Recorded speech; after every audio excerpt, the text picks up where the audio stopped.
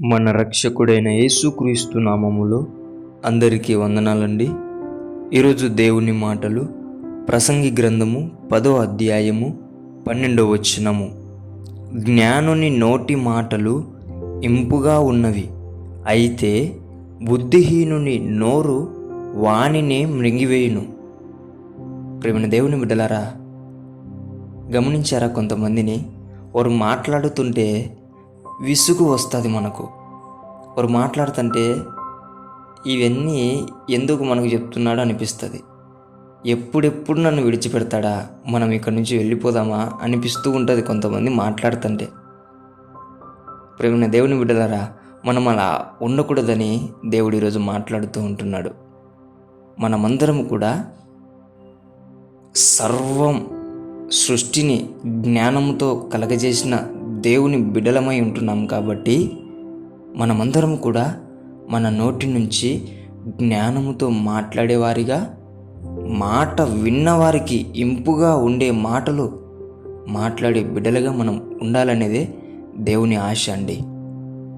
మనం మాట్లాడితే ఆ మాటలలో సత్యాన్ని వాళ్ళు గ్రహించి ఆలోచింపజేసే విధముగా మనం మాట్లాడాల. అలాంటి జ్ఞానులుగా దేవుని బిడ్డలు ఉండాలనేదే ఆయన కోరిక. అంతేకాని మనం ఎప్పుడు కూడా మనం మాట్లాడుతుంటే ఇతరులు పరిగెత్తకూడదు. మనం మాట్లాడుతుంటే ఇంపుగా వినాల. అటువంటి బిడ్డలుగా ఉండి దేవుణ్ణి మహిమపరచాలని, దేవుని నామాన్ని ఘనత తెచ్చే బిడ్డలుగా ఉండాలని దేవుని బిడ్డ మనవి చేసుకుంటున్నాను. దేవుడి మాటలను దీవించునుగాక. ప్రార్థించుకుందాం. యేసయ్యా, మీకు వందనాలు, స్తోత్రాలు ప్రభువా. నీ బిడ్డలతో మాట్లాడినందుకై వందనాలయ్యా. ఎవరైతే తండ్రి జ్ఞానముతో మాట్లాడుకోకుండా వ్యర్థమైన మాట్లాడడం వలన నీ నామానికి అవమానం కలుగుతుందయ్యా. అంతేకాక నీ వాక్యం సెలవిస్తుంది, ఆ మాటలు వానిని మృంగివేస్తాయని.